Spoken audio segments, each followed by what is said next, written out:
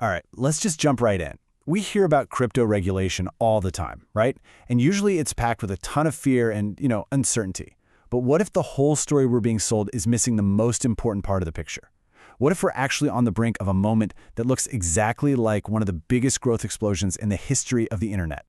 So this is the big, provocative claim we're going to dig into today. It's this idea that new regulation, far from being some kind of threat, could actually be the key that unlocks an unbelievable way of growth.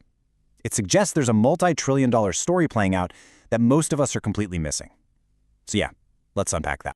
You've got two completely different ways of looking at this. On one side, there's the story you always hear. Regulation means more control. It's going to strangle all the cool innovation that makes crypto, well, crypto. But then there's this other view that this is all about providing clarity, building the foundation for a totally new beginning, one with way more money and mainstream use than we've ever seen before. Now, to really get why this other perspective even exists, we have to go back in time. We need to rewind the clock to the early days of another piece of tech that completely changed the world, the internet. Just try to picture the internet back in the early 90s. It was basically the digital Wild West. I mean, it was absolutely revolutionary, just buzzing with potential. But it was also a total mess. There were no clear rules. Because of that, the big, serious money, we're talking pension funds, major corporations, they all looked at it and thought, no way, that's way too risky for us. Does that sound a little familiar? A financial frontier, packed with game-changing potential, but also seen by that exact same mainstream investment world as chaotic, unpredictable, risky. It's the same exact problem, just a different decade, different technology. So what was it? What was the catalyst that flipped the switch? What turned the internet from this risky little experiment into the absolute foundation of our entire economy?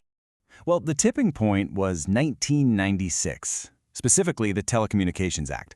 It wasn't some new piece of code or a faster modem that kicked off the dot-com boom. No, it was this one piece of legislation that took the internet from being this high-risk, low-trust playground and created the perfect conditions for an absolute explosion of investment and innovation. And this is the most important part to get. The technology was already there. It was amazing. But what was missing was the rulebook. A clear, predictable set of rules that gave all those big investors the confidence they needed to finally get off the sidelines and jump into the game. And you can really see what it did here. The act basically created rules of the road, which wiped out a ton of the legal uncertainty that was scaring investors away. It built confidence. In a way, it provided these legal rails that allowed the train full of big money to finally leave the station and pour into this new digital world. Okay, so with that little history lesson in our back pocket, let's fast forward and bring it all back to today and see how this connects directly to crypto. This is where it gets really interesting, because we might be seeing history repeat itself. On the left, you've got the 1996 Act that unlocked the internet.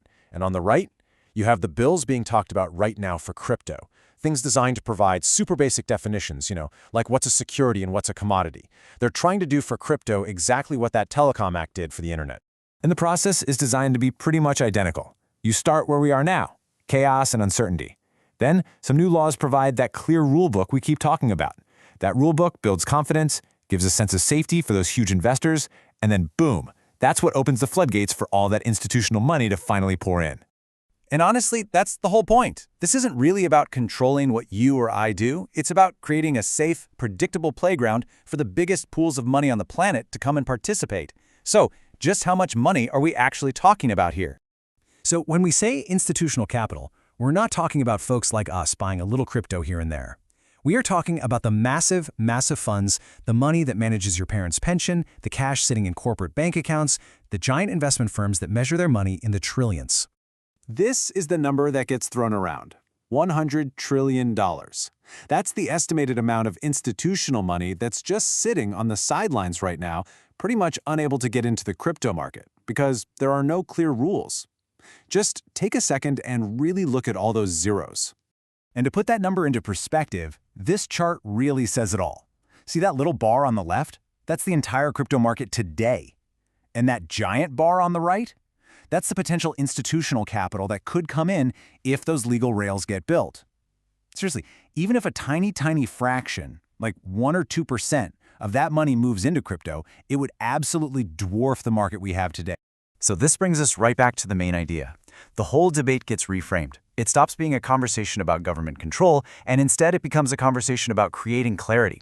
The kind of clarity needed to maybe, just maybe, unlock a $100 trillion shift in capital. That is the 1996 moment we're talking about. We saw a rulebook completely transform the digital frontier of the internet into the bedrock of the world we live in today.